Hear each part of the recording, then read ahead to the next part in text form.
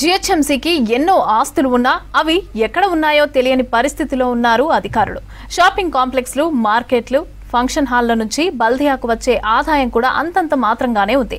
దీంతో అసలు బల్దియా ఆస్తులు ఎక్కడెక్కడున్నాయి, వాటి వల్ల ఎంత ఆదాయం వస్తుంది, వాటిని ఎలా పరిరక్షించుకోవాలనే అంశాలపైన దృష్టి పెట్టారు జీహెచ్ఎంసీ కమిషనర్ ఆర్వి కర్ణన్. నగరంలోని ఆస్తులపైన జీఐఎస్ సర్వే చేస్తున్నారు బల్దియా అధికారులు.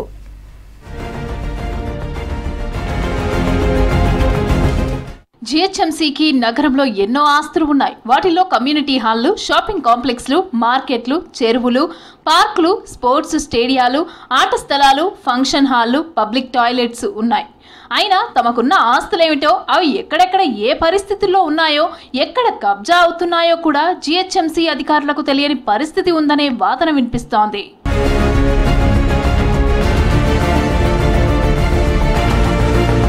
బల్దియాకి చెందిన ఆస్తులన్నింటి లెక్కలు తయారు చేయాలని ఇదివరకు ఉన్న కమిషనర్ ఇలంబరితి డిసైడ్ అయ్యారు.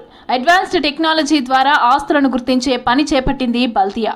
ఆదాయం పెంచుకునేందుకు ప్రజల ఆస్తుల సర్వే చేపట్టిన జీహెచ్ఎంసీ తమ ఆస్తుల్ని కూడా తెలుసుకునే పనిలో పడ్డది.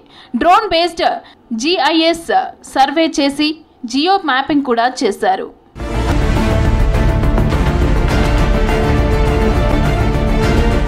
బల్దియా పరిధిలో 1342 పార్కులు, 750 టాయిలెట్లు, 578 స్పోర్ట్స్ గ్రౌండ్లు, 37 స్పోర్ట్స్ కాంప్లెక్స్లు, 14 స్విమ్మింగ్ పూల్స్ ఉన్నట్లు జీఐఎస్ సర్వేలో తేలింది. వీటన్నింటికి జియో మ్యాపింగ్ చేసి లొకేషన్ సెట్ చేశారు అధికారులు.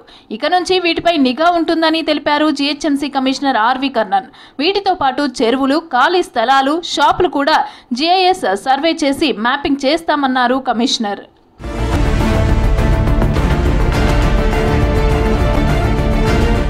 బల్దియా పరిధిలోని కమ్యూనిటీ హాళ్ల సర్వే చేపట్టలేదు అధికారులు.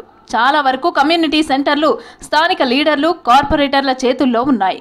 కమ్యూనిటీ హాళ్ల విషయంలో జీహెచ్ఎంసీ నిర్ణయం తీసుకోవాల్సిన అవసరం ఉంది. కొన్ని షాపులు టెండర్ ప్రకారం డేట్ అయిపోయినా కొందరు లీడర్ల ఇన్ఫ్లుయెన్స్తో కొనసాగించడంతో బల్దియాకు రావాల్సిన ఆదాయానికి గండి పడుతోందని అంటున్నారు అధికారులు.